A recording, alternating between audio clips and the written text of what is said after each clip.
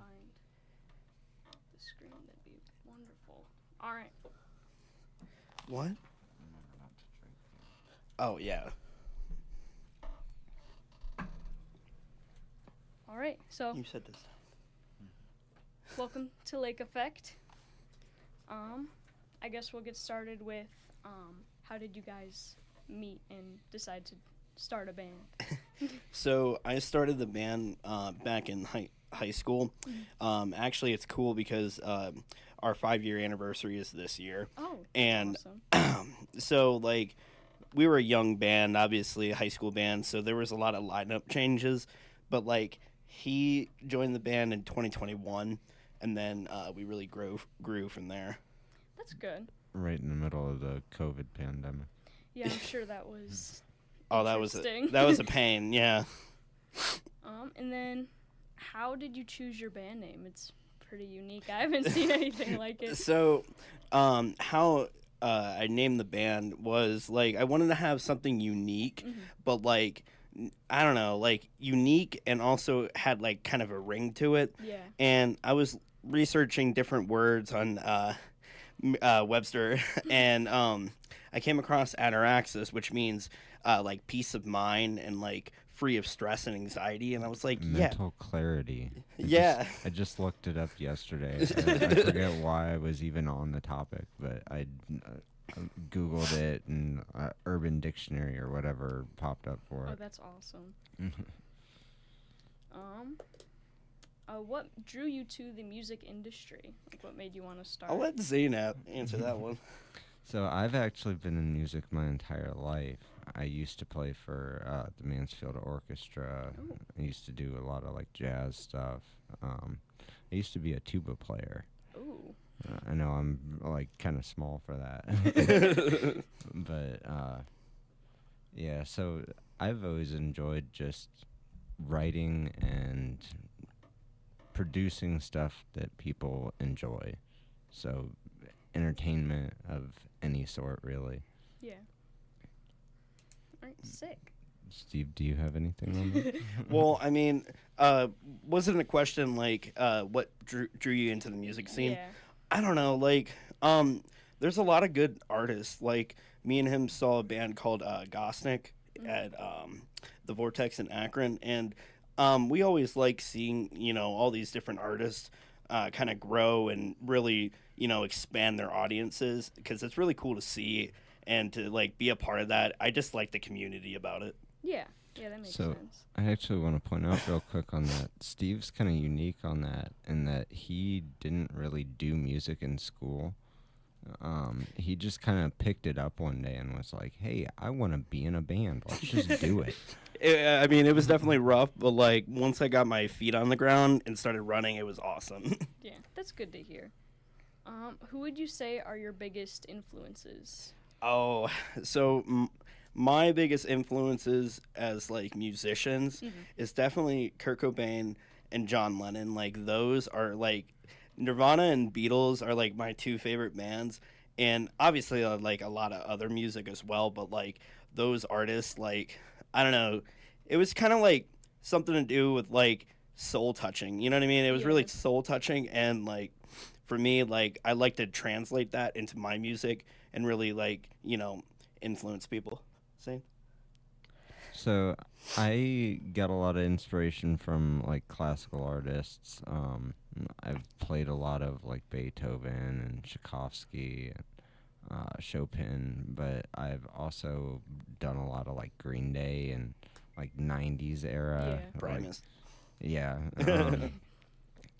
But for, like, recently, because I kind of took a break from music for a bit, and then I got back into it with the band, and I mostly got inspiration from, like, Zeppelin, Nirvana, Beatles, but also, like, techno as well. Yeah.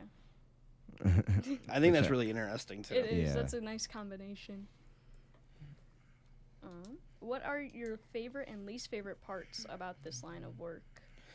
Oh, man. That's a good question. So I'll start off with the first con, like, taking stuff and carrying it upstairs and loading in all the gear because, man, like half my energy is drained by the time I get everything set you're up. defeated by the time you see the stage. Also, another thing too. Well, some of the good things about being a musician, particularly here in Northeast Ohio, is like, I don't know. I always find that there's always something going on. Yeah. Like, no matter if it's like a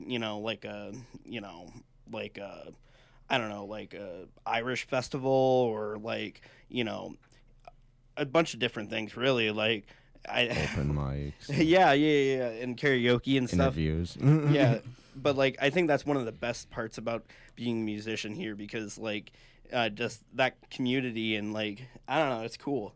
Not just a musician, but an entertainer, because we're going around to all these different places and providing an entertainment for all really just any occasion. Yeah, just lots of whatever it is. opportunities. Yeah. So for me, I really enjoy. So we do kind of our own thing where we set a lot of stuff up ourselves, and we're like largely independent in what we do. Yeah. So to me, I would say that's the part that I find most enjoyable. And most motivating as well. You know what I mean? Like, Definitely carrying stuff is the major downside. I'm the bass player, so yeah. Oh. He has the biggest equipment besides the drummer. But Alright, what advice would you give for someone wanting to follow in your footsteps? Do it. yeah, like I mean, you just gotta I don't know, you just gotta start. You gotta start somewhere. And if you want to really, make it, like, I don't need 1,000 pedals to make a good song. Yeah. Like, and I really pride myself on that. And I think, it doesn't take, Not 1,000 hours either. well, there's a whole theory about that. But, you don't have to have a lot of money. You don't have to have really a whole lot of skill to really write a song that, has impact on, people's lives because I always remember the story of we were out in Chicago back in 2022 and this fan came up to me and he said going for a drive, he was like, man, that is one of our most like best songs and it's, really catchy and like, I don't know, just seeing his reaction to a song I wrote was just amazing and I don't know, I think it's great. We had someone come up to us once and tell us that they played our music at their work. Oh. And it was like in a different state, somewhere far off. So just the thought of like something that we created in like an hour in a shed Yeah. yeah. was being enjoyed by people All over the globe, really. Yeah, just anywhere, really. Yeah, that's awesome. What are your career goals for the next 1 to 3 years? Zane? Interesting. So actually, we have talked about this recently. We want to expand to where we're actually hitting a international market. Mm-hmm. Because we've done a lot of stuff throughout the Regional the US, Midwest. Yeah, Yeah. regional But Midwest. We want to start hitting Canada some. But we also want to tour all, like, pretty much all of the U.S. Yeah. and not just the area that we've been. Gotta get out there. Yeah. This year we got a East Coast tour. We definitely want to hit up Chicago and New York while we're out and about. I know Chicago is an East He Coast. wants to hit Florida this year. It's nice, man. I won't lie, but like, I think it takes little steps to really grow, and we usually so last year, actually 2 years ago, or man, it's been 3 years ago since our one big tour that we did. We did like Michigan, Indianapolis, Chicago, like the Midwest. Oh, yeah, okay. And like life got in the way, so it's we've been kind of pushing it back until this year. But like this year we want to take on like the East Coast, and then from that really build to going out to the West Coast and really Yeah. doing stuff because But see, here's the thing: as an artist, like nowadays, like even though we've never been to California, we're still interacting with bands, all day long. You know what I mean? And I think and not just California, everywhere, but like social media has really like brought it together as an industry. And I think honestly, for artists in the future, they definitely got to utilize that. Yeah. Being the global age definitely has its advantages. Yeah. For people like us. What are your more like long-term goals as a band? Well, so I definitely want to get a song to 1 million streams. That has definitely been a goal. I definitely want to play. So I definitely want to also not only with like the streams, like also play in front of like 5,000 people or 10,000. You know what I mean? I want to keep growing as a band. I never want to stop growing and really Zane. He just wants to do it until he's like 50. No, I'm gonna do it until I'm like 80, 90. So for me personally, I have kind of a picture of what I want. Do you have any type of band that like you show your friends and it's something that you grew up with, but like nobody really knows it, but when they hear it, they're like, "Oh yeah, I like that. I vibe with it." Yeah. I want to be that, where that like makes sense. 10, 20 years from now, or even 50 years from now, people listen to it and they're like, This is a vibe. Yeah, like it ages well. Yeah. Yeah. Well, see, and that's why, like in the songwriting, like I don't know. I feel the need to make it timeless, and also another thing too is I try to keep in mind that it may be a little out there, but like this would be. I'm trying to write music that people would grow up with. You know what I mean? Like he said, like that is definitely really a strategy to make really good some really good songs. Yeah. How do you describe your music to people? So like definitely multi-genre. Like we really try to like expand our genres. Like we definitely have like an alternative early Nirvana kind of sound, but we had also to employ a second drummer just so that we could split our sound to the fullest. Yeah, I mean like we got so many moving parts that like we can do metal stuff, we can do indie stuff, we can do like psychedelic stuff, and I think a band shouldn't be limited to one genre. They should be able to expand on it. And like how would I describe it?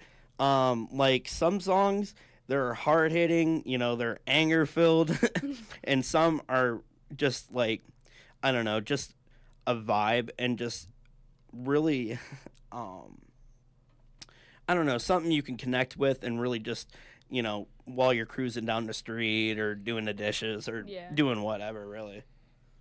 So, when we're writing stuff, Steve will just kind of come to me and be like, "Hey, this random, just like part from some old song? Hey, why don't you jam on this for like an hour and see what you come up with, and then that's what we'll use."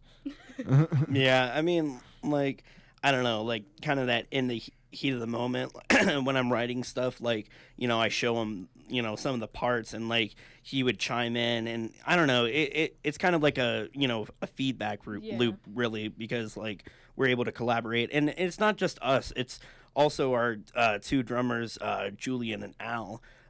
All four of us really just bounce ideas off of each other, and really I think that is how you're gonna make it as a band, because all four people have to be not on time or three but or like but like we all have to be on the same page in order to make it somewhere, because like this is cut and dry. Like the music industry is not easy, because there's so much competition, really. There's so many good bands.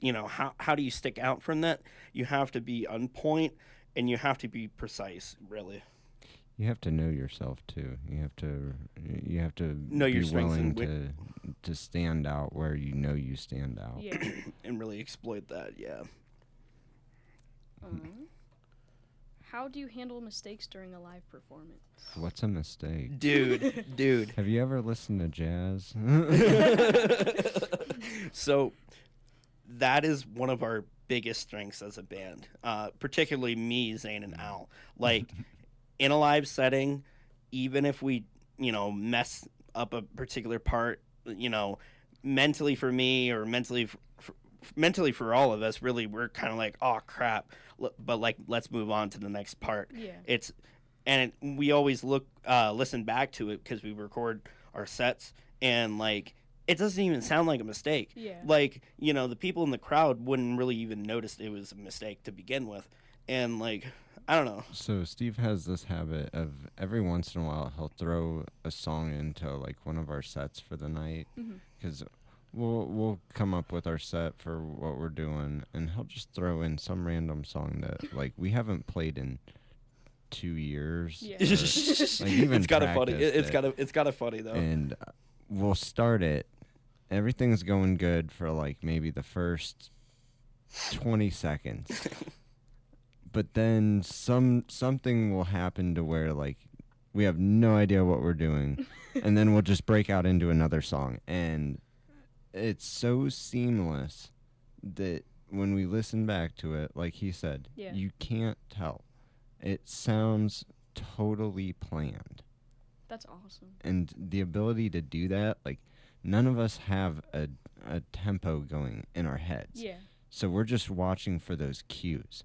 As soon as we get that cue of, okay, we're doing this now. Yeah. Okay, we're doing this. Okay, let's just move on to this. Yeah. Like, Gotta stay on your toes. yeah, that always on your toes and always able to roll with it is just great.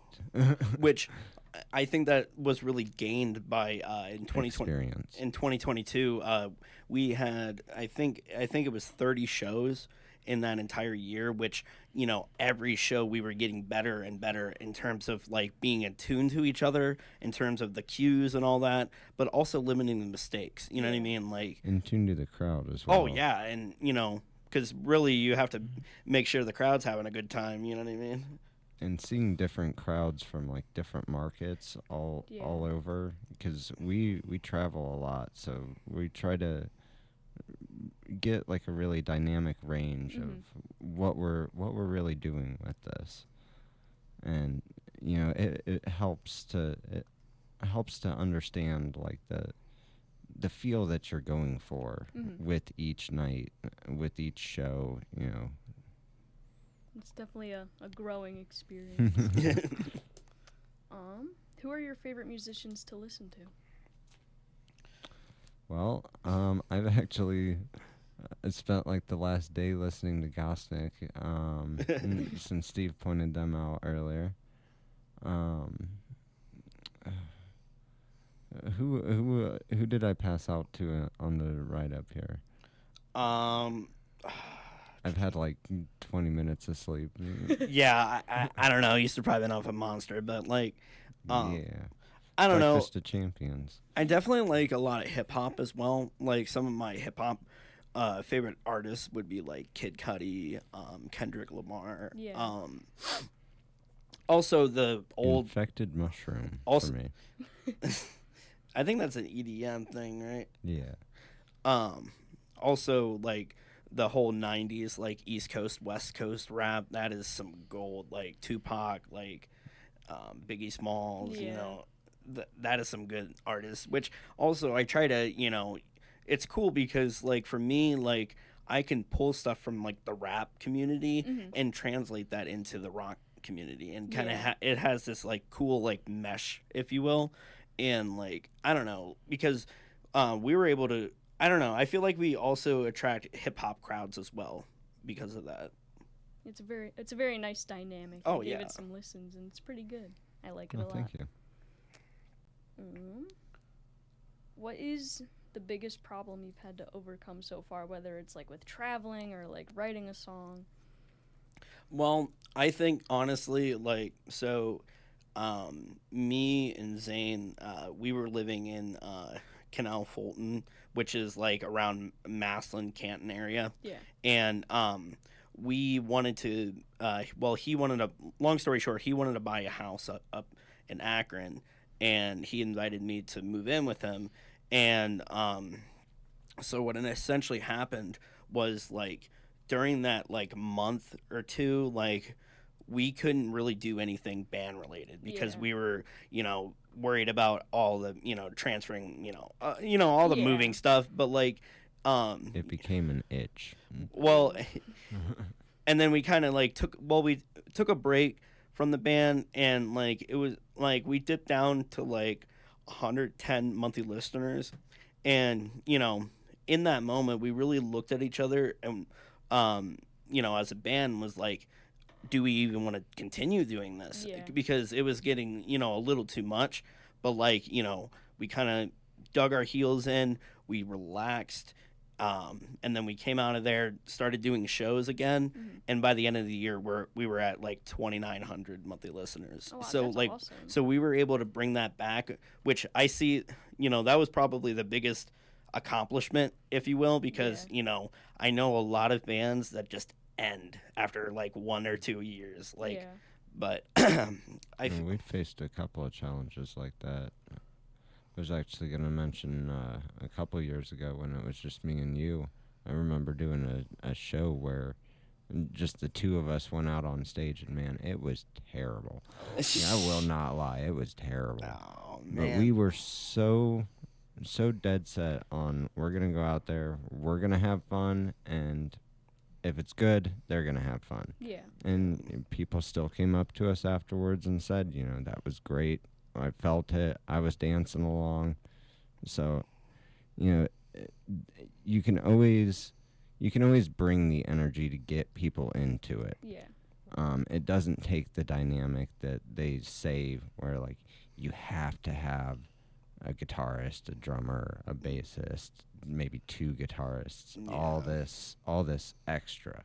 You don't have to. Mm-hmm.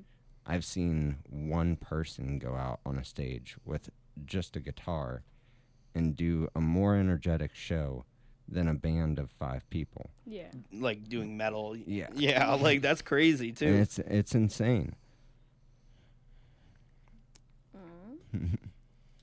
If you could change anything about the music industry, what would it be and why? I would make it pay more. Oh man, that would make everyone's life a little bit easier. Yeah.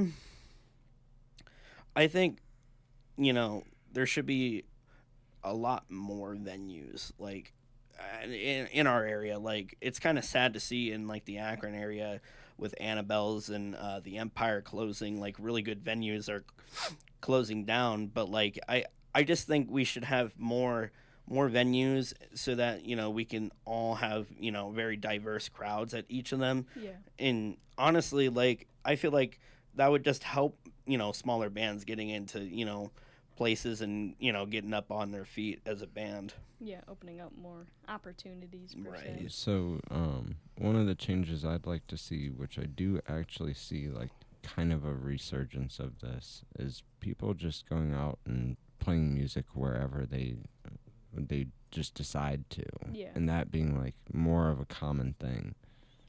'Cause I always think it's weird that people think odd of just setting up in some random place and doing a show, even if nobody's there. Like, Yeah. even if it's just for a camera or something. Yeah. Well, that is about everything I had planned. Was there anything specific you guys wanted to talk about? Well, so our next 2 shows is going to be March 9th and March 10th. And like I said earlier, they're going to celebrate our 5-year anniversary. And depending on when this comes out, we're going to be announcing on those days that we're going to fully announce Julian as our new member. And I know we kept referring to him as the drummer, but like, it's so much more dynamical because he's able to play guitar, He's able to sing. He's able to play drums. And so is our other drummer. Yeah. Oh, wow. Yeah, he's able to do vocals and stuff. So like, I don't like, holy crap. But like on the social media post about that, I'm not gonna say here's our new drummer. Yeah. It's our new member because, and I think that's what people should know because we're gonna be interchanging, different people on different things because honestly, like that'll be able to just expand the sound even further than even what 3 people can do, which is really cool. Make it very versatile. You got anything?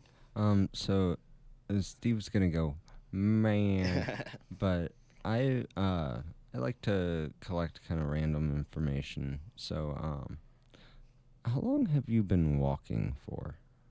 Walking? Yes. I am 18, so probably about 17 years. Okay. You have a very fast walk. Oh my gosh, dude. But my follow-up question to that Yes. is, would you say that you're a professional at walking? I would like to think not. I tend to trip over my own feet a lot. Same. No. The speed of my walking has been commented on before, though. Like, I'll be at the store with my mom, and she's like, "Why are you running?" Like, Jamie, I'm not. Okay, like, I don't know what to tell you. So, not viewing yourself as a professional walker, would you be comfortable to train someone else how to walk? I feel like I would second guess like myself too much because like I walk on like the insides of my feet. Like I trip over my own feet. Like my heels will like smack each What? other sometimes. It's What? How does this have to do with music? Completely lost. It has nothing to do with music.